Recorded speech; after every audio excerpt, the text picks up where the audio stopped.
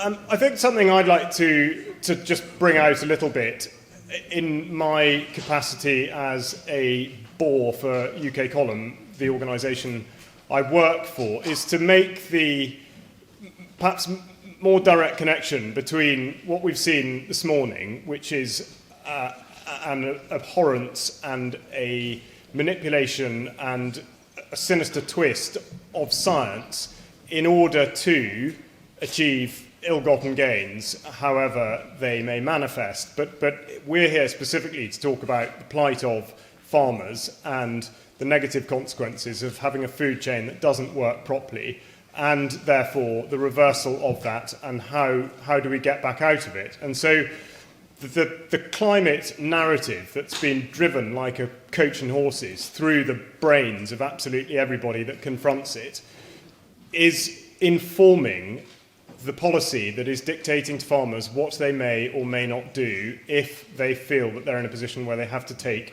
a subsidy.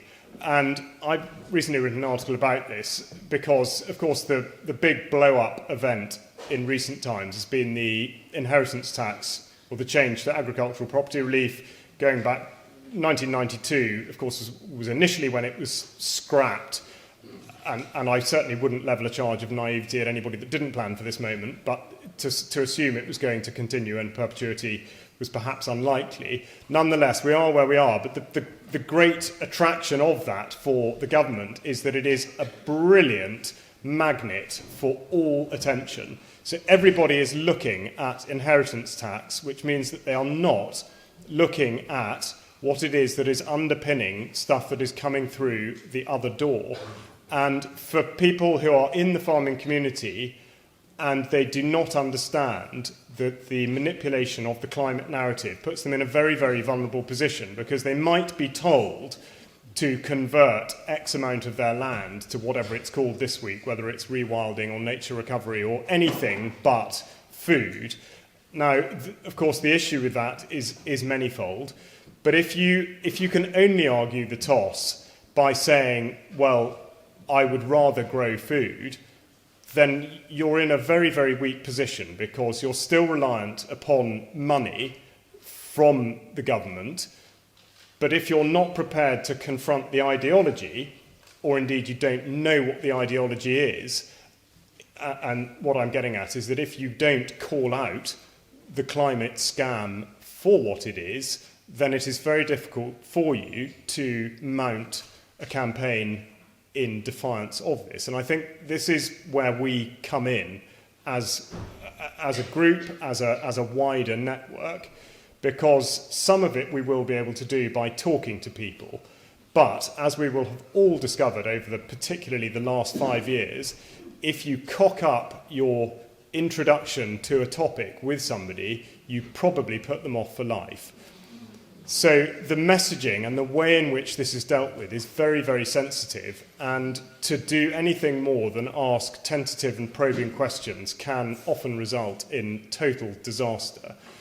But inheritance tax, let's say, in order to demonstrate that it is a red herring, of course I'm not dismissing the fact that the consequences of it for people who do fall foul of it between now and 2031, as in if you have not had time to put your land in trust or to make provision on the 7-year basis, then you are, of course, sunk. I'm not disregarding that in any way.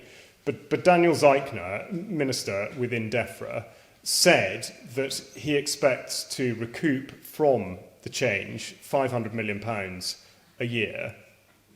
Now, to put that in context, that is less than the National Health Service spends in one day. So when I spoke earlier about the proximity of the Agriculture Act 1947 and the National Health Service Act 1946, I was not joking. The symbiosis between destroying agriculture and destroying human health has to be understood by people in the same way that understanding the climate narrative and the fact that it drives policy and then legislation has to be understood, because without that we have very little to work with. So I think our network here is strong enough and has enough energy, has enough momentum to get that word out, but also just to go into the process of acting. And by that, I mean, we are going to hear from two people this afternoon who are all about direct interaction with the consumer. And that's the way it works. Why should farming be regarded as any different?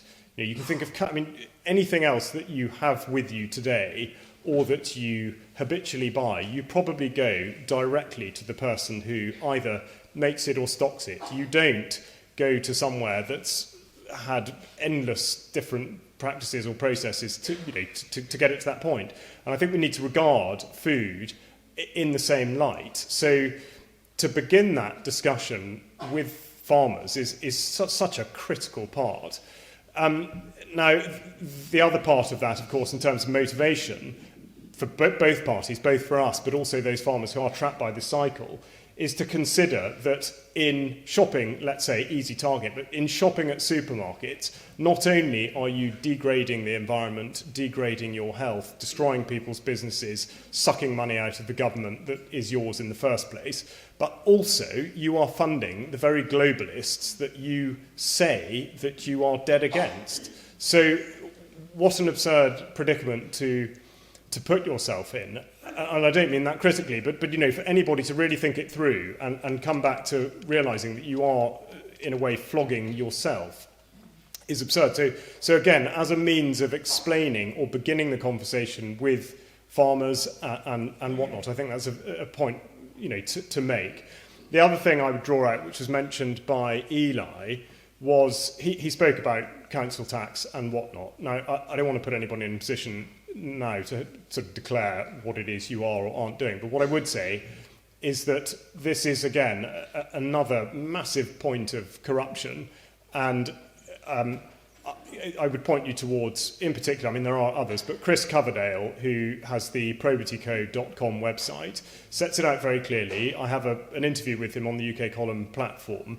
And I think the specific thing, which does bear relation to land and land ownership, is that everything that is to be used for public services, for the delivery of service, for public good, comes out of something called the Consolidated Fund.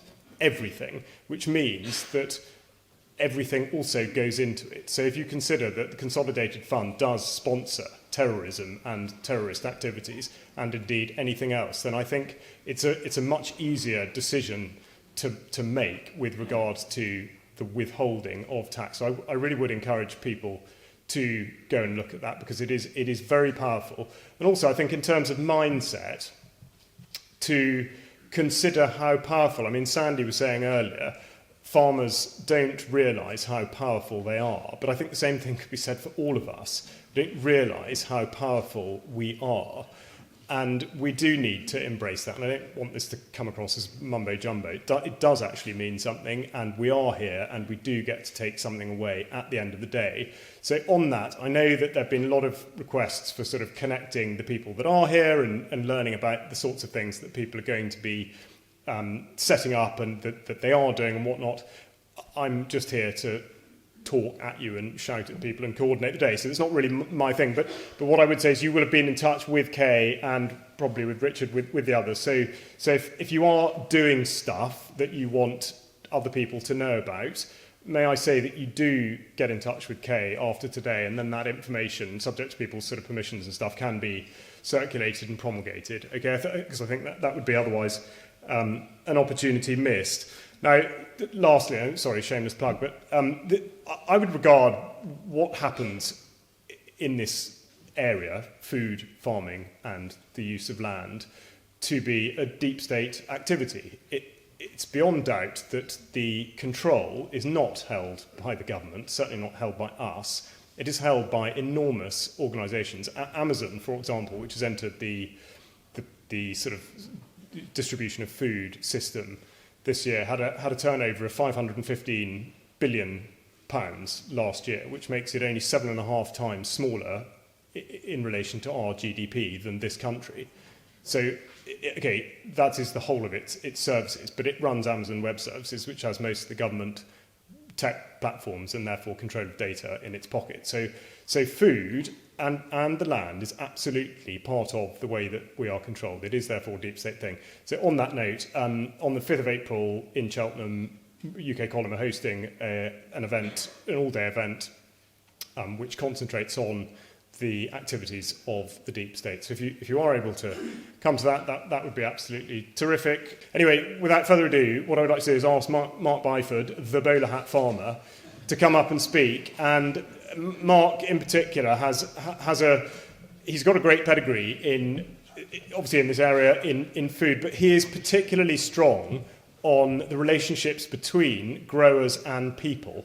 And that is the bit that we need to correct. Why should it be grower to somebody else, money going absolutely everywhere else before it comes back down to us? So this is the relationship that we need to correct. And also he's fantastic with publicising all of this, and that is such a key part of it, the messaging.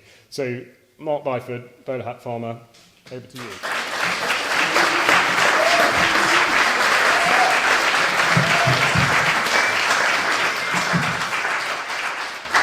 Hello everyone. Okay, so biggest thing really for me is what qualifies me to stand here. At 5 years old, my granddad had a herd of dairy cattle, 500 head, and at 5 years old, I didn't really like this concept of this thing that they called school. So I used to wag and, Mum would think she was dropping me at the farm gate, at the school gate, and I would hesitate over the hedge and go see Grandad. And at 5 years old, Grandad decided one day that he would take health and safety to a whole new level, and he put me on the back of Daisy, the matriarch cow, and said, right, you know where the picnic field is? Yes, Grandad.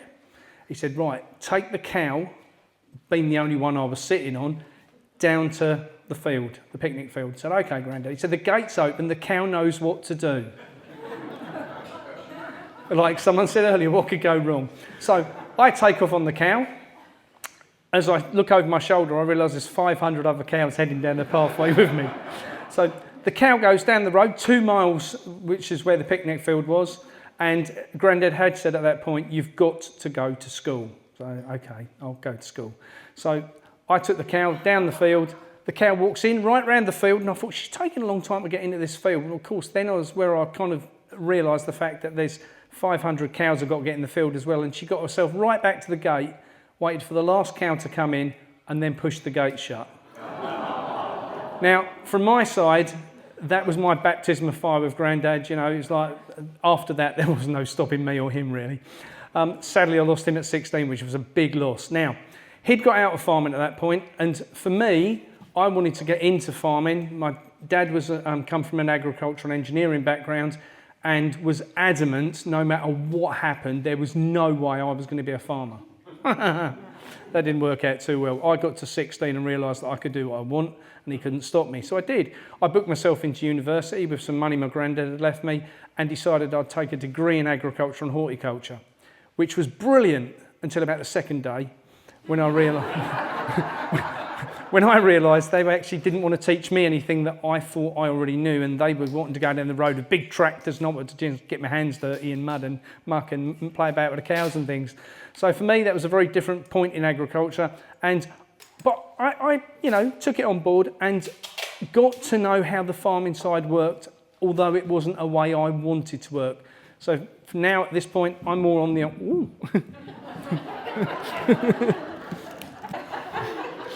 So for me, I'm an organic grower.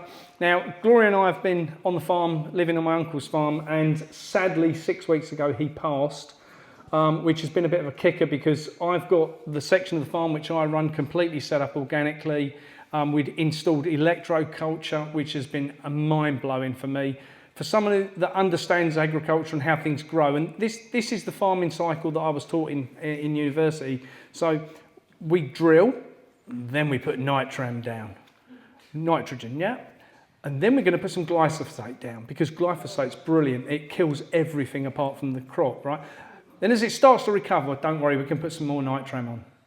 Then we can put some more glyphosate, some more nitrogen, and then just at the point it's ready to harvest, we'll give it the biggest douse of glyphosate it's ever had, completely kill it so it'll go through the combine.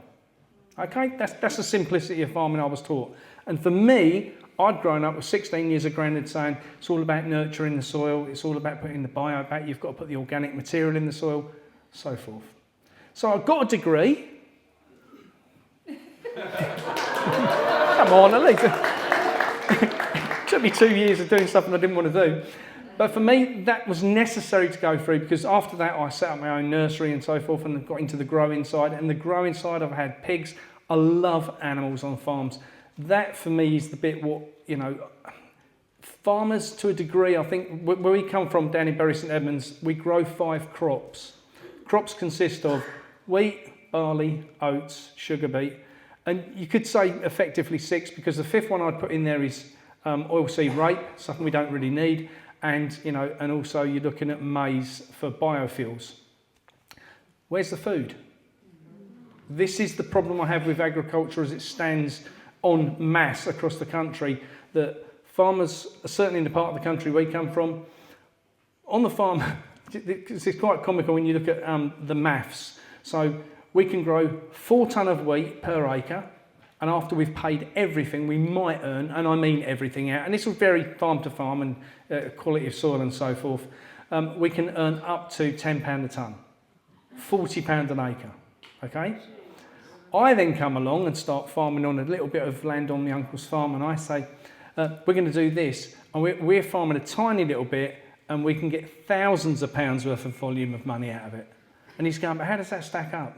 So I sat and went through it with him, and he's like, huh. So on the second year, he was then starting to look at what we were doing, the electroculture, and how that would fit into what we were going to do. So, as time has progressed, I've got to meet quite a few farmers. I've been out and done quite a few of these talks now. The one thing I find was the frustration from my side, coming from a farming background, is that farmers are, it's fair to say, can I have a show of farmers' hands in the room? Okay, we're quite introvert, aren't we? That's fair to say. Overall, farmers, the thought of dealing with the public is like, well, I go to the pub once a week. So at what point, and I'm going to ask a question now, so this hasn't failed me yet, so don't let me down, you lot, right? I need to get a picture of something, okay? So I'm going to ask Gloria to come up and grab a phone and just come up. If you don't want your picture taken, put your hand across in front of your face, all right? Because this is important, and I'll tell you why I'm doing this. So, okay, are you ready? Yeah. Okay. Yeah? Okay, can I have a show of hands for anyone in the room who would like to buy chemical-free food direct from a farmer?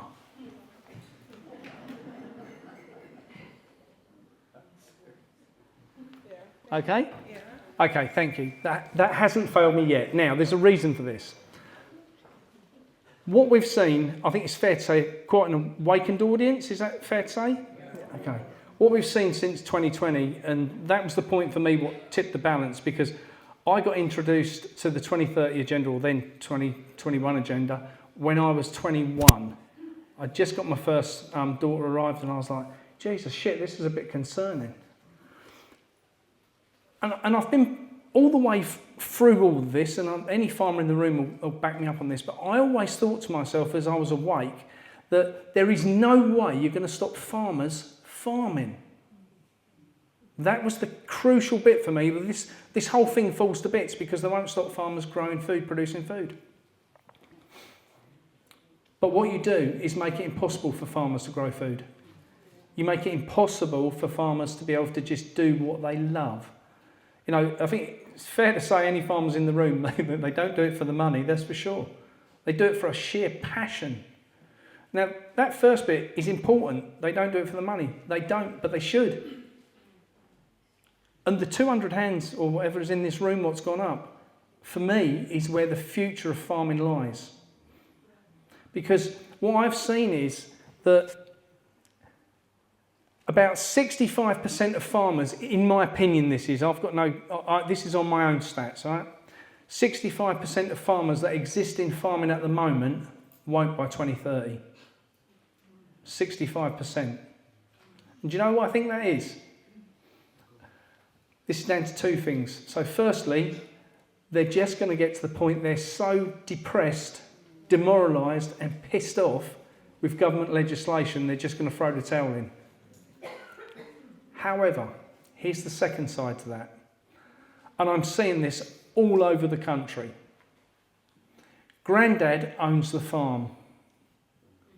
Dad, who's grown up with 40, 50 years on the farm, trying to farm in what they're now trying to deem as what's traditional farming, big tractors, loads of fertilisers and chemicals. The grandkids are the ones who are passionate about saving the planet. And I don't mean the nonsense of go green and all that trash. We've covered that this morning. Right? I'm talking about the ones who generally see a way of producing food without that style of farming. And that is your new farmers, right? So there's going to be two types of new farmers. And interestingly, John and I were having this conversation a little while ago. I see two types of new farmers. Firstly, you've got the farmers that are the younger, proper young farmers that are coming through the system, that they will change the way farms are farming. The second is people like you who know there's an issue with the food supply chain. Gloria and I were down in Bishop Stortford the other day, and it started in Hackney. And everywhere I go, I ask the same show of hands, right? It's never failed me. That's 1,000 people out of 1,000 people so far. And ask the question, get talking to people, and they say, well, how are you going to stop all this, Mark? So, well, I know what I'm doing, my little bit. You know, we're just going on tour. We go on tour to do 100 tour dates across the UK, and we're literally Land's End to John O'Groats. I can't be at the farm anymore because of the new management structure. So I thought, well, it's a great time for me and Gloria to go and see the country, and, you know, I'm 57, I haven't really left the Shire. So thank God for sat nav, I tell you. But what we're seeing as we're going around is lots of people like yourselves who, and a lot, I don't know if you noticed, but I don't know, perhaps shouldn't say this, but the majority of the room, we're all of a certain age. Right? We're at the point where we've realised that all the shite we were buying all the way through our lives we don't really need. We've got money. We're sitting there in quite a good position of life of understanding. So we then start thinking, like I do especially, I'm 57, if I died tomorrow I wouldn't care. I've had a really good innings, I've never witnessed war, I've never witnessed hunger, I've had a really good innings. Fair for say for all of us, yeah? Okay. Then I look at my kids and grandkids and it absolutely terrifies me. Is that fair to say? Because you're all nodding away, yeah? So for me, that was the reason that I decided that I'm going to go on tour and, you know, and talk to rooms full of people. And what I'm seeing is from these rooms full of people, one big thing. Lots of people with lots of money that are starting to understand if we do not unite, we're done for. Now, I have to say this, I do not think the 2030 agenda will play out. Okay, I'm absolutely adamant about that. I used to think it would, but I'm not seeing that now, I've got to say, because of what's happening with the younger generation. And what's happening with the, can I call us the older generation? The middle-aged people in the room, like myself. Yes, that's better. The more mature, yes. Now, collectively, I'm starting to see lots of people forming community farms. And I don't really necessarily mean from this point that I think you want lots of people forming a farm, because I don't think community farms, perhaps if you've got 300 people involved, work because you've got too many attitudes, right? But I'll give you an example of what I've decided that I'm going to do from my side. I've set up a CIC. The CIC controls, you'll have seen on your seat, there's a thing called the Food Finders Hub. Food Finders Hub is going to be, once I've paid for it, it's going to be completely transferred into the ownership of the CIC. The Food Finders Hub was set up through frustration of me meeting loads of farmers that said that people weren't interested in what they did. And I find it really difficult to believe that people do not want to deal with farmers. But on the other side of that, I feel that farmers don't necessarily have the time to deal with the public. And a lot of farmers don't produce anything that you want. You know, if you're in East Anglia, unless you want, 12 tonne of sugar beet dropped off, or 5 tonne of wheat, then there isn't really a place for you to go and buy direct from farmers. That, I think, is going to change. Farmers are starting to wake up to what is happening. And I'll just give you an example here. Before we installed the electroculture side, we had our soil tested on the farm. And Uncle says to me, he says, you haven't got to worry about that. There's loads of life in the soil. We did a soil test, 5%. 5% life. So if you don't put the nitrogen on, nothing grows. Which is why they douse it 2 or 3 times a year. So for us to get rid of the nitrogen, how do we put the goodness back in the ground? And we looked at every possibility. I made every type of tea there was, from stinging nettle tea to comfrey juice, whatever it was, I put it on the ground. I put as much organic matter into the ground as I possibly could. I put as much wood chip down, which was old wood chips, so it started going back to soil. Everything possible to get the goodness and the bio back in the soil. 2 years I had to do that. Now, they'll tell you it takes, 10 years, 7 years, whatever it is. And it does take a long time to put that back in, without a doubt. But depends how you want to do it. It depends about the diversity that you want to bring into the farm. For me, I had an amazing amount of horse manure on site. I had an amazing amount of wood chip on site, and just kept bringing the goodness to the soil, We grew amazing stuff. And the electroculture side, I'll just put in here quickly about this. This was something I couldn't get my head around as an agriculturalist, And we had strawberries planted in grow bags on top of bales with a harsh wind cutting across the end of the field. And at New Year's Day, I walked up the field and we had a harsh frost. We'd had fresh snow that day on the farm, and we had strawberry plants on flower. And I couldn't get my head around that, because I'm always said, well, no, they just die off over winter and then they come back in the spring. I think it's fair to say that most of us would understand how the crop side works in the UK, that it's down to the heat in the spring, and that's the reason things start to come through. I don't think that's the case. I think it's to do with the amount of energy in the atmosphere rather than the heat, because the electroculture brings the energy in, and it was just bizarre to see things. Anyway, so we've set up the CIC. We're now in the position of putting the trustees and people in place and going to look for fundraising, and that's one of the things we're doing on the tour.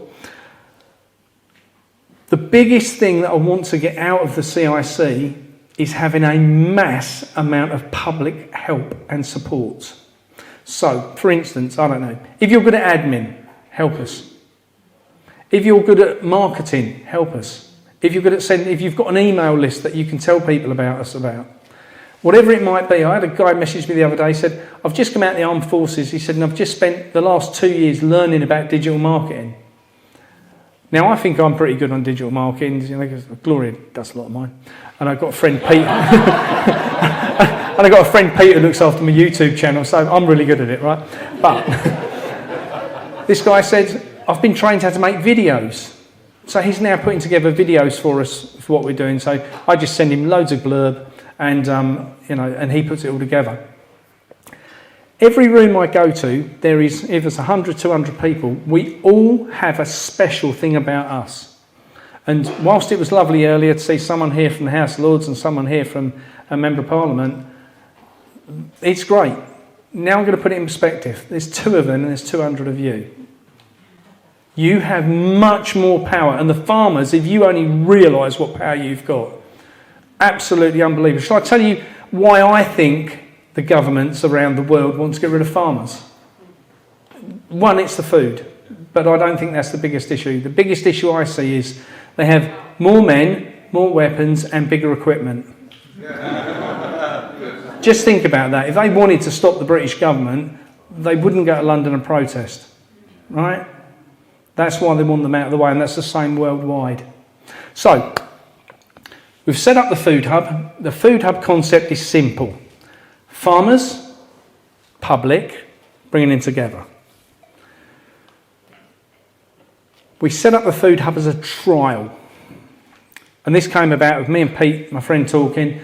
And a few days later he messaged me, he said, listen, I've put an idea of what you were talking about together, and tell me what you think. I said, oh, that's really good. I said, like, I'll tell you what we'll do. We'll chuck it on social media and just put out the idea of what we're doing. 7,000 people joined in 5 weeks.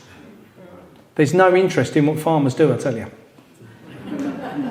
So, we then had to put hold to everything because we knew the site wasn't right. So the site's now been rebuilt. You've got a leaflet for it. The site goes live again in the next couple of weeks. So hang on because you can't join yet. So hold hard.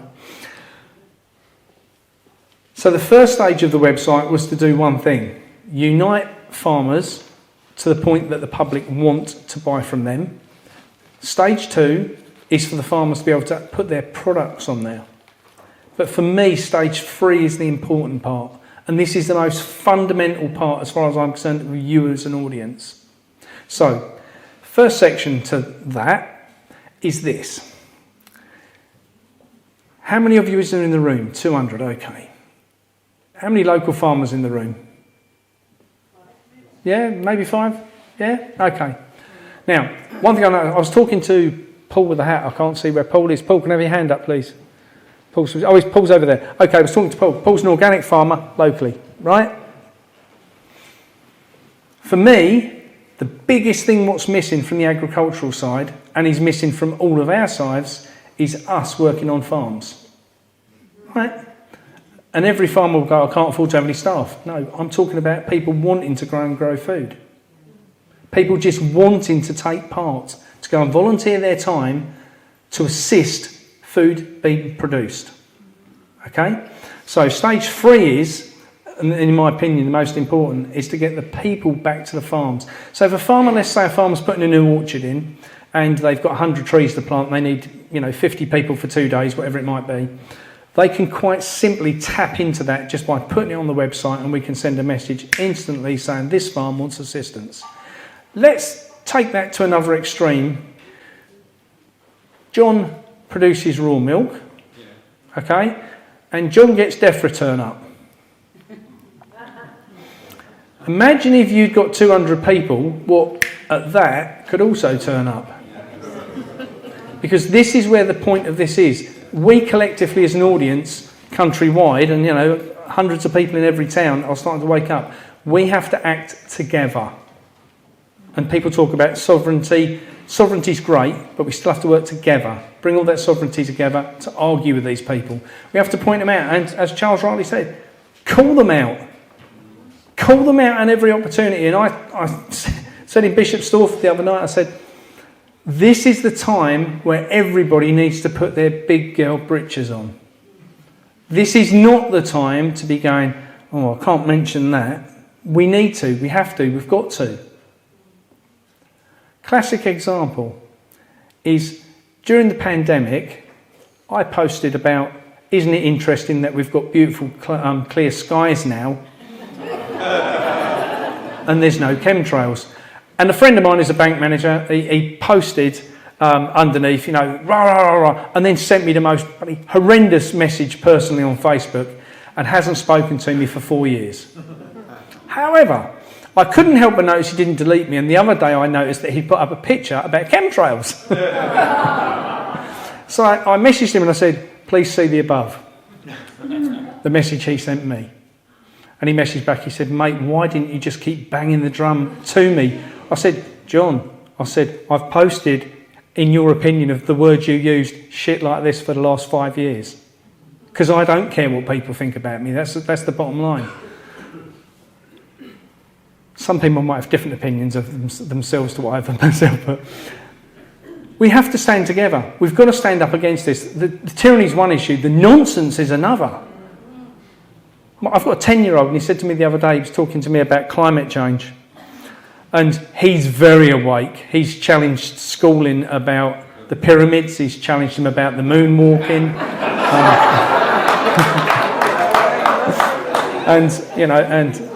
can you please come in and sort this issue out? Sure. And then read the teacher a new rights act. So, but he said to me, have you heard about this thing called this new green agenda? So I have, yeah. He said, it's bad, isn't it? So which bit? He said, we're all going to die. I said, oh, what, again? I said, we've been dying for the last million years, mate. I said, it doesn't matter. I said, yeah, look, trust me when they say when they tell you we need to save the planet, we don't. We need to save us. We're the only thing that's going to be endangered. The planet's going to be absolutely fine. It's going to be rocking without us lot on it, right? But as it was said earlier, they've just obliterated kids' knowledge of what they think they need to know. I made a mistake one Christmas, letting them come to stay with me, and his phone went flat. I chucked in my phone. And as you'll know, social media and YouTube and things are really good at giving you what you normally ask for. So my AI on my phone, says Mark wants to watch Richard Vobes and, and speak to these kind of people. And so, of course, when he got hold of the phone, he was like, he came back after 2 hours and he said to me, "Is that right about the moon landing?"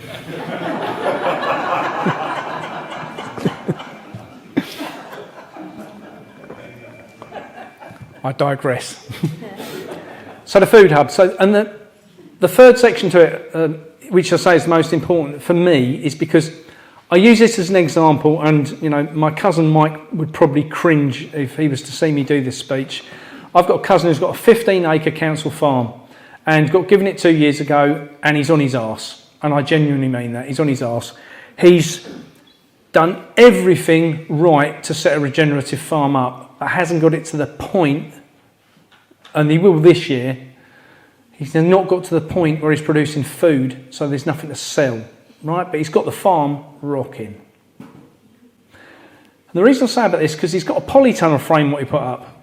72-foot long polytunnel frame. It's beautiful, shiny, all the woodwork's in place, but it's lacking one thing, and that's called a sheet of plastic. Right? Because he hasn't got the £500 to put the sheet of plastic on it. Now, for me, I guarantee you there is farmers all over the country, and especially as the younger ones come in and want to do new, diverse biological things which they're going to revolutionise the world with, right? I guarantee you this. All these farmers, because of IHT and all the other nonsense, are going to be on their arse and won't have the money to be able to pay for these things. Things at £500, £1,000, £2,000, which when you take it over a room full of people, is a tenner each. What I've seen is that people, as in audiences like you and I, are happy to chuck £10 at things to get things done because we understand the value of that food being produced. We understand the value of keeping that farmer going. So for me, when I talk about cousin Mike and I use him as an example, that leads on to the third part. So as well as farmers are going to be in a position that they can advertise for needing assistance and a bundle of other things I have to say, one of the biggest things they're going to be able to do is if they've got a project they want to fund, they can put it on there and out to the public and help get the public to help fund that. And that isn't a case of you're buying into their farm. That's just, as I've found, the generosity as we've gone round is unbelievable. Walked in this morning, I don't know where the lady is, she probably won't want me to say, but I walked in this morning, the lady passed me an envelope. She said, "There's some money in there for you for what you're doing." That to me is what we're witnessing all over the country. That's not because I'm a nice guy. Well, obviously it is, but let's be honest. That's because people believe in the cause. They believe we need this thing called food. It's not revolutionary, is it? To think that we might want food and water on the planet. So why are the governments so hell-bent on reducing the number of people living on the planet? If you follow the 2030 agenda, and it's fair, Sandy made point of this morning. They want to get it down from 8 billion, is it, Sandy, down to 500 million? That's a bit of a drop. Now, I've come to the conclusion, two things out of that. One, I've got plenty of food stacked away. Two, I can still run, right? So my reckoning is the people who've got the problem is the people who haven't got food storage. And there is going to be a lot of arguments over that food because the time is coming. What people haven't realised yet is how, with the government changing things, yes, we've had the inheritance tax situation. It's a bummer. But rightly, said in the room, people knew it was coming. The SFI, the one they've just removed from farmers, lots and lots of people have been, suddenly clobbered for £5,000, £10,000, £20,000 because they didn't get the paperwork in on time. Well, the end date was over there, so why have they moved it to over here? Well, they did it deliberately to make sure you didn't get the money. Because they know most farms are on the brink of packing up. They know most farmers are at that point, they've gone, I just can't deal with this anymore. So we've got to get to the point, in my opinion, that the farms, these big farms, and I've had this on loads of occasions, farmers contact me for a row, and then by the time I finish, they go, well, actually, yeah, I could spare a few acres for that. Because there's so many big farmers out there are starting to realise that their farming methods have put us in the muddle we're in. And I say the methods because over here, we have farm subsidies. Over here, we have what supermarkets want to pay farmers for food, right? And farmers were led to believe your food is worthless, so we're going to pay you to grow food, right? And over here, you've got supermarkets going, your food is worthless because that's why the government gives you subsidies. So as a result of you needing them subsidies, we're not going to give you very much for the food. And then way over there, you've got this amazing amount of audience called the general public who are getting shafted at every opportunity by the supermarkets and the government, but we'll leave them aside for a minute. So how do we best address that situation? Well, my opinion is farmers need to do without subsidies. And most of them won't want to hear that. But they're going to have to get used to it because that's what's going to happen. Now, there is things without... I spoke to a friend yesterday. She was one of the first people, because she'd got her DEFRA rep to come out to her. She's one of the first people to know about what is replacing FSI. Now, it's going to benefit small farmers more than it is big farmers. And that is something we haven't had for a long, long time, a level playing field. Small farmers were encouraged to do one thing, pack up, go home. Bob down the road, who's a big farmer, he'll buy your farm up, don't worry about that, he'll give you good money for it and you haven't got to worry. Or he'll rent it from you and you just, what we're going to do, I'll tell you what we'll do, we're just going to grow wheat or barley, sugar beet, whatever it might be. Now, different parts of the country produce different things. Where we are, the village I grew up in had 7 farms that did animals. We now haven't got one. Not one.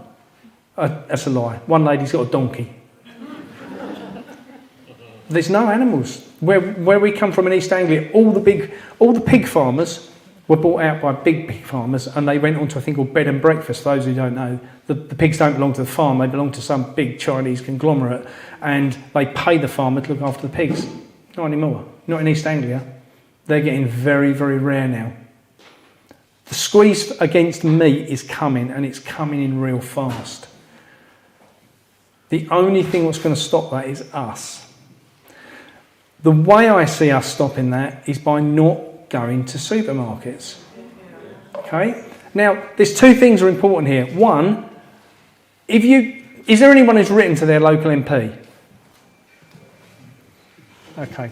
Good show of hands. Okay. Can I play devil's advocate? I don't think that's the way forward.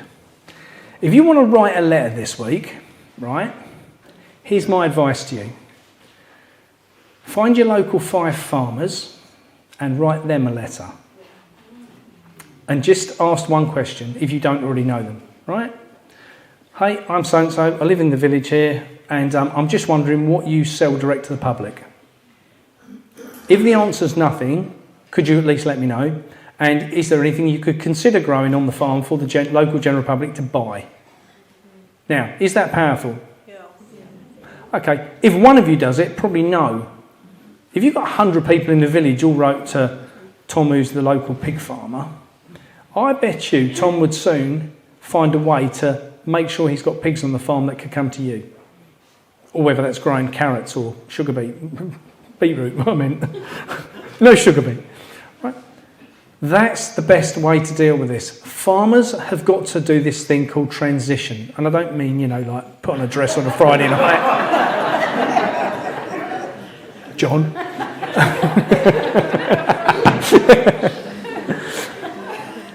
I mean, the transition from the style of agriculture they're doing to what needs to happen on the farm And that's going to put a lot of farmers in the position they go, you're talking BS, Mark, because there's no way we can do that. We don't have the manpower. Involve the public. Put an acre of land on a farm down to growing really good vegetables and sell it to the local community. Imagine if every farmer gave up 1 acre across the country. Well, have we got 200,000 farmers? That's a lot of food.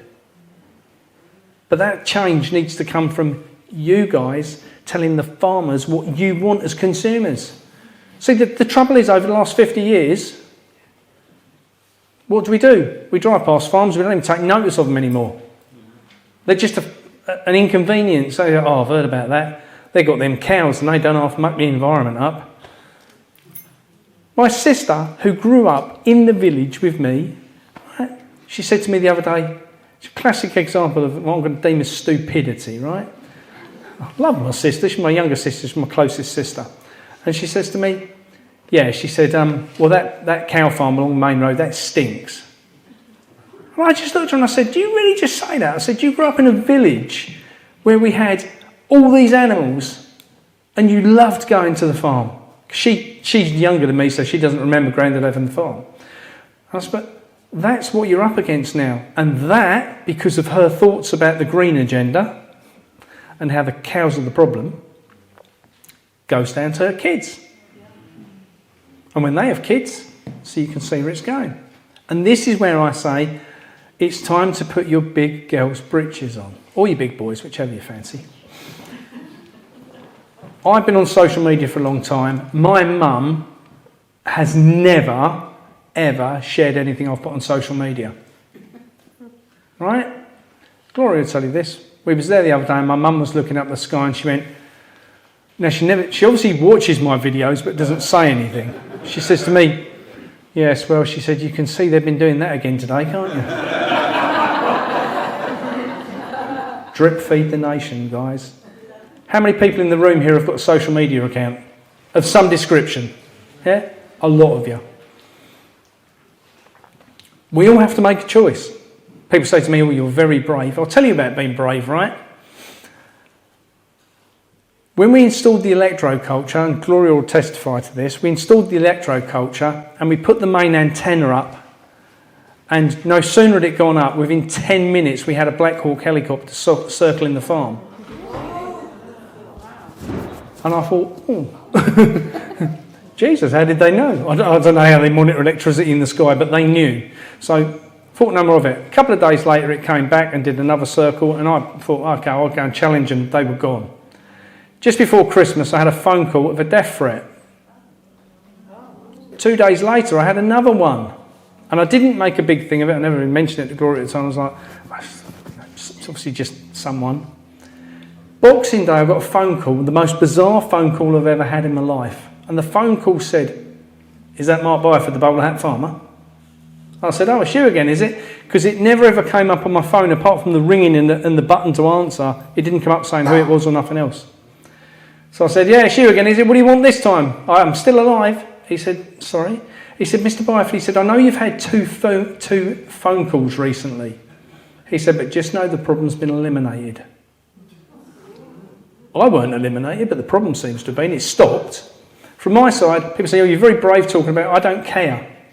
I don't care how brave I need to be. I don't care what I need to do to get this message out. If I die, then I die. And I mean that sincerely, because from my side, I'm more worried about my kids and grandkids living. That to me is much more important. We have to make a decision to stand, and we have to stand together. So, on that note, if you're on social media, do whatever like it, share it, whatever you have to do. I've been blessed by the fact that when I got started doing my talks, Richard gave me loads of time on his channel to build my numbers. I was blessed by that, and other people doing the same. Now our social media is growing about 200 a day. That says to me that other people are waking up. It says to me that other people are now starting to pose to raise questions to the authorities about things I post as well. Because I don't care what I post. Sometimes Facebook don't like it either. I've not been demonetised yet on YouTube, which I know Richard sadly has. But I've had some strikes, but I don't really worry about it. That's their choice. If they've got to weaponise social media against me, that goes to show how scared they are of the truth coming out. They can't stop me, well, they probably could if they wanted to, but they can't stop me rocking up all over the country and having the opportunity to talk to a room full of people. 200 people in the room. The chances are that one of you is going to get something out of today where you go home and say to people, did you know? Did you know? Did you know? Between us, we've got the power to change things. The first thing we need to do is change ourselves. Guys, thank you.